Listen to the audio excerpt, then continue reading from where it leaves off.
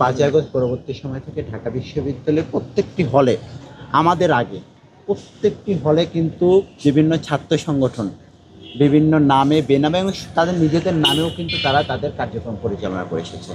সেই কার্যক্রম পরিচালনা করার সময় কিন্তু এই ধরনের কোনো মব পরিস্থিতি তৈরি হয়নি। আমরা দেখলাম যখন আমরা প্রকাশ্যে যখন আমাদের কার্যক্রম পরিচালনা করতে গিয়েছি, আমরা বিশ্ববিদ্যালয় প্রশাসনকে বলেছি, দেখেন আপনাকে আগে ডাকসুর জন্য লেভেল প্লেইং ফিল্ড তৈরি করতে হবে। তো এই যে আমরা আমাদের কোনো নেতাকর্মী যদি কোনো অপরাধ করে থাকে তার জন্য কিন্তু আমাদের প্রকাশ্যে কমিটি আছে, সেটির দায়বদ্ধতা আমাদের রয়েছে, জবাবদিহিতাও রয়েছে। কিন্তু গুপ্ত রাজনীতি কিংবা বেনামে রাজনীতি সেখানে কিন্তু কিন্তু কোনো কোনো প্রকার জবাবদিহিতা কিংবা কোনো দায়বদ্ধতার কোনো জায়গা থাকে না। RICL TMX, যুগের পর যুগ স্থাপনা থাকে মজবুত। এটি আমরা মনে করি যে বাংলাদেশের ছাত্র সমাজের যে আকাঙ্ক্ষা বা চেতনা এবং জুলাই আগস্ট গণ অভ্যুত্থানের যে চেতনা সেটির একদম বিপরীতমুখী একটি অবস্থান এবং একটি পরিপন্থী।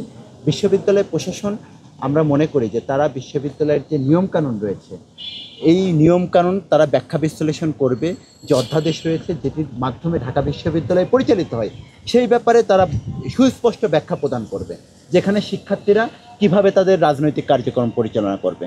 তারা তো বিশ্ববিদ্যালয় প্রশাসনও তো আইনের ঊর্ধ্বে না, কেউই আইনের ঊর্ধ্বে না, আমিও আইনের ঊর্ধ্বে না। সুতরাং তারাও যেহেতু আইনের ঊর্ধ্বে না, তাদেরকে নিশ্চিত করতে হবে যে তাহলে এই আইনটা কিভাবে ঢাকা বিশ্ববিদ্যালয়ে বাস্তবায়িত হবে। হলগুলো তো ঢাকা বিশ্ববিদ্যালয়ের কোনো বিচ্ছিন্ন জায়গা না।